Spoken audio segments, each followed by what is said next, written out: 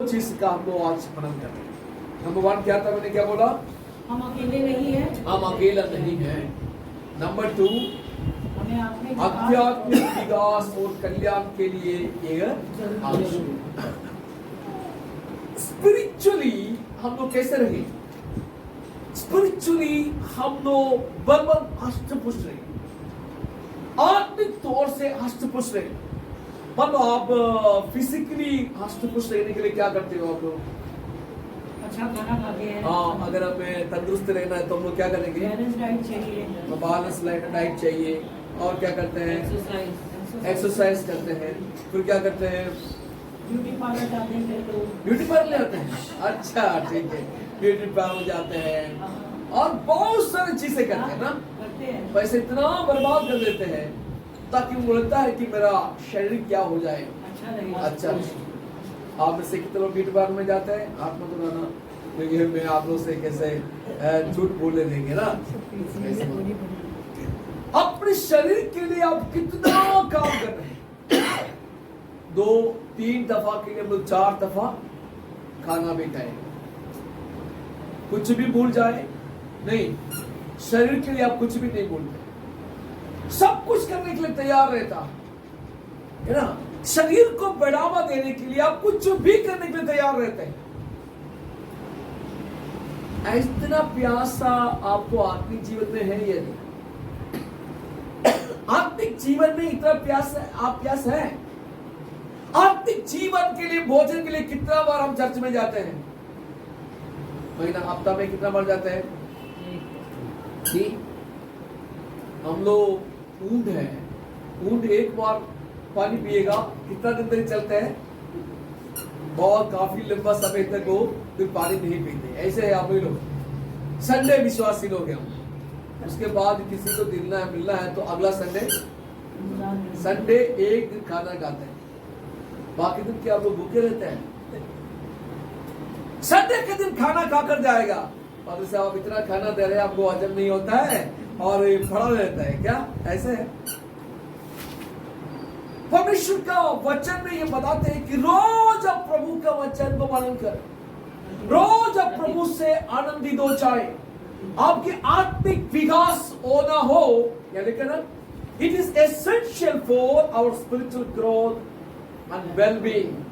आपके अपनी आध्यात्मिक विकास और कल्याण के लिए आत्मिक संगति की जरूरत है। एक दिन आपके समाप्त करने के लिए नहीं है, बल्कि आपको आध्यात्मिक जीवन में बढ़ना हो तो रोज परमेश्वर का वचन के साथ आपको संगति करना चाहिए। रोज परमेश्वर के साथ संगति करना। ये कैसे होगा? कैसे होगा जेम्स ब्रदर? हाँ, कैसे होता है? प्रार्थना में होगा। और कैसे होगा ब्रदर? कैसे होगा? कैसे होगा? आत्मिक विकास आपको कैसे होगे? कैसे होगा बेटे? प्रेयर करना। आत्मिक, how you can grow spiritually. आपके आत्मिक विकास कैसे होंगे? संगति करने से होगा। फिर प्रेयर करने से, प्रेयर करने से होगा, वचन पढ़ने से होगा, उपवास प्रार्थना में बैठने से होगा। और इन तमाम एक्टिविटी में हमें इन्वॉल्व होना जरूरी है। ऐसी एक्टिविटी जो आपको आत्मिक बल देता है, आत्मिकता में आपको लेकर चलेगा, आत्मिक रीति में आप बढ़ता जाएगा। अगर आप वचन नहीं पढ़ेंगे, आपके जिसमें जीवन नहीं आएगा। कितने लोग अभी वचन पढ़ते हैं, रोज पढ़ते हैं? आप वचन पढ़ते रहिएगा, वचन आपसे बात करते हैं। मैंने पीछे 1-2 हफ्ता पहले भी सिखाया था। ये जो वचन है, ये वचन आपके जीवन में रहीमा बन जाएगा। कब बनेगा? जब आप उसको मनन करेंगे, जब आप उसको पढ़ेंगे, आप इसको जब अमल करना शुरुआत करेगा, ये आपके जीवन में जीवन लेकर के आएगा। आपके जीवन में, आपके हृदय के अंदर जीवन लेकर के आएगा। मैंने इसके बारे में पहले एक बार बता चुका है। ये जो वचन है, ये आपके लाइफ के अंदर रहीमा लाना हो तो इसको आपको क्या करना पड़ेगा? इसके साथ संगति करना पड़ेगा ना। दोस्त बनना है आपके। आप इनके साथ एक दोस्ती करना शुरुआत करेगा, वचन के साथ दोस्त बन जाएगा, तो you will be a different kind of person. एक अलग प्रकार का इंसान बन जाएगा। देखिए, it is essential for our spiritual growth and wellbeing. तो इसके लिए आप क्या क्या बातों पर ध्यान देना होगा। सबसे पहले आपने देखा कि आप ये लोग अकेला नहीं है। दूसरे यहां पर देखता है कि आपको स्पिरिचुअल ग्रोथ की जरूरत है। इस दोनों चीज के लिए आपको संगति के लिए खुदा ने आपको बुलाया, पहले से बुलाया गया है। अब सिर्फ हमें इसको पहचानने की जरूरत है। एक वचन हम लोग पढ़ेंगे, यशायाह नबी के पुस्तक 41 अध्याय उसका 40 वचन को देखेंगे। इधर उधर मत ताक, क्योंकि मैं तेरा परमेश्वर हूँ। मैं तुझे दृढ़ करूँगा और तेरी सहायता करूँगा। अपने डर में दाहिने हाथ से मैं तुझे संभाले रहूँगा। यशायाह नबी ने इस्राएलियों को और यहूदा का जो जन है उनको वायदा देते हुए भविष्यवाणी कर रहा है परमेश्वर की ओर से। क्या भविष्यवाणी कर रहे हो? क्या क्या बोला उन्होंने? मत डर, मत डर। देखिए, संगति करने से हमें हियाह मिलता है, आपको परमेश्वर बात करता है। सबसे पहले वाली बात क्या है? मत डर, मत डर। ये जो चीजें बहुत गहराई की बात है। कई बार हम लोग डरे हुए लोग हैं। मैं इन दिनों में लोगों को सिखाने की कोशिश ये कर रहे हैं। कई आपत्तियां हो रही, प्राकृतिक आपत्तियां, बहुत एक्सीडेंट, ऐसे से बहुत कुछ होता है। तो हम लोग कैसे प्रार्थना करते हैं? परमेश्वर साहब प्राकृतिक आपदाओं से मुझे बचा कर रखते हैं ना हम लोग प्रार्थना करते हैं। लेकिन कई बार बहुत विश्वासी लोग भी क्या होता है, उस प्राकृतिक आपदा में बहुत लोगों के एक्सीडेंट होता है, बहुत लोग मर जाते हैं। तो क्या मतलब है इसका? डरना नहीं है का मतलब क्या है? आप कभी भी मौत से नहीं डरना है ना, आपको मौत से नहीं डरना है, यानी मृत्यु से आपको नहीं डरना है। मृत्यु से नहीं डरना, चाहे आपको एक्सीडेंट हो जाए, चाहे भूकंप आ जाए, चाहे प्राकृतिक आपदा आ जाए, चाहे पहाड़ गिर जाए, कुछ भी हो जाए, परमेश्वर के लोग क्या नहीं करना? डरना नहीं। हमें प्रार्थना करने से कोई प्रॉब्लम नहीं कि परमेश्वर मुझे बचा कर रखना, और ये सब कुछ प्रार्थना करने में कोई दिक्कत नहीं है। प्राकृतिक आपदा से मुझे बचा देना और ऐसे अचानक होने वाली मौत से मुझे बचा कर रखना, ऐसे सब प्रार्थना करने से कोई प्रॉब्लम नहीं। लेकिन मुझे विश्वास है तब तक आपके ऊपर कोई हानि नहीं पहुंचेगा जब तक परमेश्वर ने आपका समय को निर्धारित कर रखा। आपका समय जो निर्धारित किया हो ना, आपका समय फिक्स करके रखा है, उस समय तक कोई भी विपत्ति आपके पास नहीं है। परमेश्वर का डरो मत, आपको डरना नहीं है। उसके बाद आगे में क्या लिखा हुआ है? मैं तेरे संग हूँ। नंबर 2, मैं तेरे संग हूँ। डरना नहीं, क्योंकि मैं तेरे संग हूँ। सब लोग ध्यान से सुनकर ये ध्यान मनन करना। मेरे साथ कौन रहता है? हमें परमेश्वर रहता है। मेरे साथ कौन रहता है? परमेश्वर, प्रभु रहता है, परमेश्वर रहता है। अगर परमेश्वर ने सोचा कि आपको आग से बचाना है, आग के बीच में खुदा उतरा जाएगा, है ना? शद्रक, मेशक, अबेदनगो को आग में डाला गया था, उसको बचाना था, तो परमेश्वर ने क्या किया? वहां पर उनके बीच में उतर आए। दानियल को सिंह के मांद में डाला था, तो परमेश्वर ने क्या किया? वहां पर उसको बचाया। अगर परमेश्वर का समय पूरा नहीं हुआ तो चाहे आप सिंह के मांद में भी गिर जाए, आग में भी गिर जाए, वहां से खुदा आपको क्या करेंगे? बचाएगा। लेकिन टाइम हो गया तो क्या होगा? जैसे मांद में गिरते ही क्या हो जाएंगे? शेर आपको खाएगा। मत बोलना कि यार खुदा आपने ऐसे कैसे कर दिया मेरे साथ में, और शेर ने मुझे खा लिया है, वो आग ने मुझे खत्म कर दिया। मत बोलिए।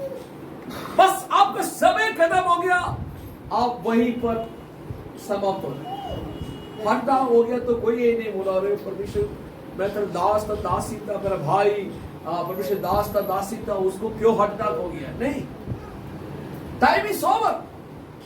टाइम ओवर हो गया तो क्या होगा? अरे अभी तक तो खुदा ने संभाला था ना, उस चीज को हम लोग भूल जाते हैं। आपके 50 साल की उम्र तक, 60 साल की उम्र तक 80 साल की उम्र तक खुदा ने कितनी बार आपको बचाया? लोग वो भूल जाते हैं। लोग परमेश्वर कितनी बार बचाया, कितनी मुश्किलों से बचाया, विपत्तियों से बचाया, उस बात को भूल जाते हैं। और एक क्षण में जो कुछ हुआ उसी को बोलकर लोग बोलते हैं यार आंखों में खून नहीं है। बोलते क्या ऐसी विपत्ति क्यों आया है? डरो मत, डरना नहीं। आप विपत्ति को देखकर आपको डरना नहीं, समस्या को देखकर डरना नहीं, और संघर्ष को देखकर डरना नहीं। और आगे भी क्या लिखा हुआ है? इधर उधर मत ताक, इधर उधर मत ताक। देखिए संगति का क्या मतलब हो रहा है? आपको इधर उधर ताकने की जरूरत नहीं है। परमेश्वर के लोगों की विशेषता क्या है? आपको इधर उधर ताकने की कोई जरूरत नहीं। कई लोग बोलते ना कि यार परमेश्वर ने तो मेरा प्रार्थना नहीं सुना है, तो मैं पीर साहब के उधर चला जाता है। तो परमेश्वर ने अभी तक मुझे नहीं सुना है, तो क्या मैं उधर मुल्ला साहब है उनके पास में जाकर थोड़ा वो क्या बोलते हैं झाड़ू फूक करके आ जाता है। कितने बार लोगों ने ऐसे किया, कर रहा है। ये तंत्र मंत्र करने वालों के पास में चले जाते हैं, या नजर मट करके देने वालों के पास में चले जाते हैं, या कोई ऐसे जादू टोना करने वालों के पास में जाते हैं, पैसे बेकार कर देते हैं।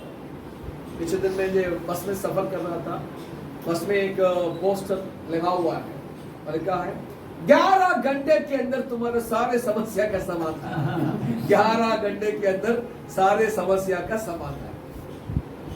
अगर किसी को चुरा के लाना है तो भी हो जाएगा, किसी का निराशा है वो दूर हो जाएगा, परिवार को तोड़ना है वो भी हो जाएगा, जो कुछ भी करना 11 घंटे के अंदर हो जाएगा। कितने लोग इसी के पीछे चलता है। परमेश्वर के लोगों के लिए वाणी ये है कि आपको इधर उधर ताकना नहीं है। कोई जादू टोना घर में आपको नहीं जाना, किसी भी ऐसा कोई तंत्र मंत्र करने वालों के पास में नहीं जाना, क्योंकि वचन में लिखा कि तुम्हें इधर उधर ताकने की जरूरत नहीं है। कितना समझ में आ रहा है? सब मिलकर बोल में हालेलुया, हालेलुया, आमीन, हालेलुया। देखिए आपको इधर उधर नहीं जाना, आपको अपना पैसा मुर्गा काटने के लिए नहीं देना। कई लोग बकरा काटते हैं। क्यों करते थे ये सारे? क्योंकि हमारे देश में ही नहीं पूरा विश्व में आदिवासी जो प्रथाएं हैं हम लोग देखते ना, उनको सिखाने वाला बताने वाला कोई नहीं। तो गुफाओं में रहते थे, वो लोग पहाड़ों में रहते थे, गुफाओं में रहते थे। वो कुछ भी आंधी तूफान आते थे उनको क्या लगता था? उनको डर आता था, बड़ा सनसनाहट होते थे तो उनको बहुत बड़ा डर आता था। उन्होंने क्या उन सबको एक देवी देवता का रूप दे दिया और सबको पूजना शुरू कर दिया। वो उनको क्या है मुर्गा देना, बकरा चढ़ाना, ये सब कुछ शुरुआत कर दिया। इस प्रकार 21वीं सदी में भी लोग हैं जो बहुत साल पहले से शुरू हुआ, वही सोच में आज भी लोग हैं। मुर्गा चढ़ाते हैं, बकरा चढ़ाते हैं, ये विश्वास की एक भाग है। लेकिन शुरुआत कब हुआ? प्राचीन काल से हुई है, जहां पर कोई सभ्यता का कोई बात ही नहीं था। लेकिन आज जब 21वीं सदी में है, चंद्रमा में जा बैठा, जहां पर लोग अंतरिक्षों में घूम रहा है, जहां पर लोग इंटरनेट की दुनिया में हैं, जहां पर लोग जो बड़े बड़े तरक्की पाई है, विकास पाई है। पहले हम लोग एक दूसरे से बात कर सकता नहीं था, चिट्ठी लिखते थे, 2 महीना में 1 महीना में जाते थे, उसका जवाब मिलते थे उसके बाद में, है ना। और आजकल क्या हो गया, क्षण भर में आपके पास जो है मैसेज आ रहा है। पहले कभी भी हम लोग ऐसे जो कभी भी हम लोग हमारे पास ऐसी सुविधा नहीं थे कि हम एक दूसरे को देख करके कुछ करें, है ना, देख करके बातचीत करें। आजकल हम लोग क्या करते हैं, अपने बच्चों से, अपने लोगों से आमने सामने देखकर बात करते हैं। पहले कभी सपना में देखा था हम लोग, हमारे सामने वो लोग खड़े हो जाएंगे, बस हम लोग बात करेंगे, कभी सपना में भी नहीं देखा। लेकिन आज ऐसी समय में हम लोग पहुंचे हैं, लेकिन दुनिया लोगों के मानसिकता अभी तक नहीं बदला। वो अभी तक बढ़ा नहीं है, विकास में नहीं आए। मैं कहने का मतलब क्या है, आपको जो है परमेश्वर में ही रहना है, इधर उधर नहीं ताकना और कोई चीजों में नहीं लेना। आपको इधर उधर ताकना नहीं, खुदा की तरफ देखे, खुदा से बात करे। अगला वचन में क्या लिखा है, पढ़िए, जल्दी पढ़िएगा। इधर उधर मत ताक, क्योंकि मैं तेरा परमेश्वर हूँ। मैं तुझे दृढ़ करूंगा, मैं तुझे दृढ़ करूंगा और तेरी सहायता करूंगा। मैं तेरी सहायता करूंगा और अपने धर्मे दाहिने हाथ से मैं तुझे संभाले रहूंगा। मैं अपने दाहिनी हाथ से तुम्हें संभाले, दाहिनी हाथ से तुम्हें संभाले रहूंगा। अब देखना खुदा कितना बड़ा वायदा हमें दिया है। विपत्ति में, संकट में, दुख में, परेशानी में हमें इधर उधर ताकना नहीं, हमें इधर परेशान नहीं होना, क्योंकि वो बताया है कि मैं अपने दाहिने हाथ से तुम्हें संभाल करेंगे। आपको विश्वास करना पड़ेगा। जब आप बीमार हैं, आपको विश्वास क्या करना पड़ेगा, प्रभु डॉक्टर तो है, मैं दवाई भी लेता हूँ, सब कुछ करता हूँ, लेकिन मेरे पास आप है, सबसे बड़ा मैं इधर उधर ताकेगा नहीं खुदा, मैं तुझ पर भरोसा रखकर चलूंगा, क्योंकि आप मेरे साथ है। सुसमाचार 14 अध्याय 1 से लेकर के कुछ वचन को पढ़िए। तुम्हारा मन व्याकुल न हो, तुम्हारा मन व्याकुल ना हो, परमेश्वर पर विश्वास रखो और मुझ पर भी विश्वास रखो। मेरे पिता के घर में पिता के घर में बहुत से रहने के स्थान हैं। यदि ना होते तो मैं तुमसे कह देता, यदि नहीं होता तो मैं तुमसे कहता, क्योंकि मैं तुम्हारे लिए जगह तैयार करने जाता हूँ। हमारी आशा क्या है, हमारे साथ कोई है ना। परमेश्वर के लोग संगति क्यों करते खुदा के साथ में, क्योंकि उनके पास एक आशा है कि मेरे साथ हमेशा कोई है। मैं आपसे कहना चाहता हूं, जिनका शादी नहीं हुआ, जिनके बच्चे नहीं है, जिनके माँ बाप नहीं है, जिनका सहारा कोई नहीं है, आपको याद रखना ये बात, दुनिया के कोई भी अगर नहीं भी हो, कोई बात नहीं, परमेश्वर मेरे साथ है। हालेलुया। सब लोग बोलिए, परमेश्वर मेरे साथ है। परमेश्वर मेरे साथ है। मैं जब बुढ़ा हो जाऊंगा तो परमेश्वर मेरे साथ है, मैं जब बुढ़ी हो जाऊंगी तो परमेश्वर मेरा है ना भैया। कोई नहीं है तो खुदा आपके साथ है, आपको विश्वास करना पड़ेगा इस बात पर। हम तो सब हमेशा बच्चों का ध्यान रखते हैं, बच्चा हमारे साथ है। अब शैली सिस्टर कहाँ है, बच्चे कहाँ है? बड़ा कर दिया,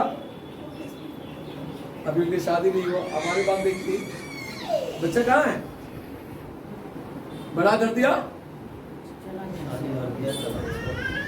अपना अपना हो गया। अभी तो तुम्हारा जैसा हम लोग बन गया, जैसे शादीशुदा होकर के आए थे ना, बोला शादीशुदा होकर के आप लोग कितना जन थे? 2 ही जन थे ना। आप अकेला है जिंदगी में, आप अकेला आया, अकेला ही जाना पड़ेगा। इसके बीच में शादी भी होता है, बच्चे भी होते हैं, लेकिन कुछ समय के बाद में बच्चे भी क्या हो जाते हैं? छोड़ के चले जाते, अलग हो जाते हैं। आप अकेला है, ये मैं आपको याद रखना होगा। आप अकेला है, लेकिन खुदा आपको कहा तुम अकेला नहीं है, मैं तेरे साथ हमेशा रहता हूं। हमारे साथ दुनिया के कोई भी लोग ना हो, कोई बात नहीं मेरे मित्रों, चिंता मत कीजिए। कभी ये मत सोचना मैं बूढ़ा हो जाऊंगा तो क्या होगा, मैं बूढ़ी हो जाएंगी तो क्या होगा। कौन मेरा परवरिश करेगा, कौन मेरा साथ देगा? कोई भी ना दे, कोई बात नहीं, पवित्र आत्मा आपके साथ है, परमेश्वर आपके साथ रहता है। उसका जो गाइडेंस, उसका संगति हमेशा हमारे साथ रहेगा। उससे ज्यादा संगति क्या चाहिए आपको? मान लीजिए बच्चा भी साथ में है, दुनिया भी साथ में, सब साथ में है, लेकिन खुदा साथ में नहीं तो क्या है? कुछ भी नहीं। वो जीवन सबसे घृणित होगा, सबसे भयंकर विमुक्तिजनक होगा, सबसे निराशाजनक होगा। सब साथ में होने के बाद भी परमेश्वर नहीं है तो सब कुछ नहीं है। उसका 16 वचन को पढ़ना, 16 वचन। यीशु ने उससे कहा, मार्ग और सत्य और जीवन में ही हूँ। मार्ग और सत्य जीवन में ही हूँ। बिना मेरे द्वारा कोई पिता के पास नहीं पहुँच सकता। बिना मेरे द्वारा कोई पिता के पास नहीं पहुँच सकता। यानी यीशु मसीह का संगति में बने रहे तभी हम खुदा से मिल सकता है, यानी परमेश्वर से अब जाकर मिल सकता है, पिता से मिल सकता है। तो परमेश्वर के साथ संगति करने की बहुत बड़ी आवश्यकता है। लास्ट में स्पिरिचुअल ग्रोथ का मतलब क्या है? दूसरी पत्रस 3 का 18 वचन को पढ़ेंगे। दूसरी पत्रस की किताब 3 अध्याय उसका 18 वचन। हमारे प्रभु और उद्धारकर्ता यीशु मसीह के अनुग्रह और पहचान में बढ़ते जाओ, उसकी महिमा। स्पिरिचुअली ग्रोथ होना, आत्मिक बढ़ोतरी होने का क्या मतलब है? आत्मिक बढ़ोतरी होने का क्या मतलब है? आप मसीह यीशु के अनुग्रह और पहचान में बढ़ते जाओ। स्पिरिचुअल ग्रोथ का मतलब कहाँ पर बढ़ते जाना है हम लोग? मसीह के अनुग्रह और पहचान में बढ़ता जाओ। ये पहचान हमारे पास है, मसीह यीशु का अनुग्रह हमारे साथ है। उसके पहचान में बढ़ने का मतलब क्या होता है? That means growing closer to God। परमेश्वर के नजदीक में बढ़ने का जरूरत है। परमेश्वर के नजदीक में रहना, परमेश्वर के नजदीक में आपको बढ़ना है। हम लोग कितने लोग नजदीक में रहते हैं? खुदा के नजदीक में है ना? परिवार में एक दूसरे के संग में नजदीक में हम रहते हो। जो लोग परिवार में एक दूसरे के संग रह नहीं सकता है, खुदा से भी कोई साथ नहीं। कोई लोग ऐसे हैं भाई बहन के साथ में कभी मिल नहीं पाएगा, वो खुदा के साथ संग नहीं कर पाएगा। पति पत्नी है, आपस में मिलजुल रह नहीं सकता, तो खुदा से मिल पाएंगे? बच्चों के साथ ऐसी संगति है, मिलजुल कर रह नहीं पाते, खुदा से मिल पाएगा? जहां कहीं भी कट्टा सा है, जो दरार है, हमें उसको क्या करना पड़ेगा? तोड़कर ठीक करके आगे बढ़ना पड़ेगा, तभी आप परमेश्वर के साथ में संगति कर सकता है। ग्रोइंग क्लोजर टू गॉड, परमेश्वर के नजदीक में आप रहिए। परमेश्वर इस वचनों से हमें आशीषों से भरपूर करें। आज हम लोग क्या वचन सुना है? मसीह के संगति में आपको बढ़ना है, परमेश्वर के संगति में आपको बढ़ना है, और उसकी आत्मिक विकास में आपको चलना है, यानी मसीह यीशु के अनुग्रह और पहचान में बढ़ते जाना है। इस वचनों से परमेश्वर में अधिकता से फिर से बात करने के लिए अपने आप को समर्पण करें। हमारे आंखों को बंद रखिए।